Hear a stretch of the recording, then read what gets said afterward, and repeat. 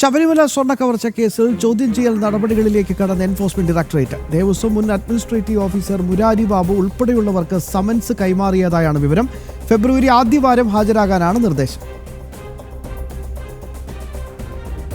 ശബരിമല സ്വർണ്ണ കവർച്ച കേസിൽ നിലവിൽ പ്രതിപട്ടികയിലുള്ളവരും പ്രതികളാകാത്തവരും ചോദ്യം ചെയ്യേണ്ടവരുടെ പട്ടികയിലുണ്ട്. SIT കേസുകളിൽ അറസ്റ്റിലായി ജാമ്യത്തിലുള്ള മുൻ അഡ്മിനിസ്ട്രേറ്റീവ് ഓഫീസർ മുരാരി ബാബുവിനെ ആദ്യഘട്ടത്തിൽ തന്നെ ചോദ്യം ചെയ്യും. ED കൊച്ചി ഓഫീസിൽ ഫെബ്രുവരി ആദ്യവാരം ഹാജരാകാനാണ് സമൻസുകൾ. മുരാരി ബാബു അഡ്മിനിസ്ട്രേറ്റീവ് ഓഫീസറായി ഇരുന്നപ്പോഴാണ് ഉണ്ണികൃഷ്ണൻ പോറ്റിക്ക് സ്വർണ്ണപ്പാളികൾ കൈമാറിയത്.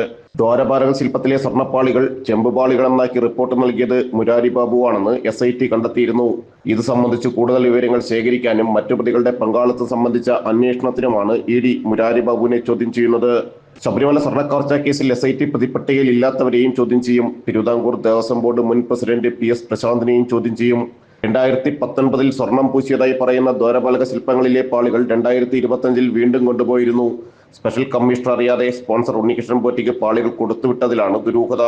2025 സെപ്റ്റംബർ 2 പാളികൾ സ്മാർട്ട് ക്രിയേഷൻസിന് നൽകാൻ ബോർഡ് നൽകിയ അനുമതി വിവരങ്ങൾ മിൻസിൽ ഉൾപ്പെടുത്തിയിരുന്നില്ല.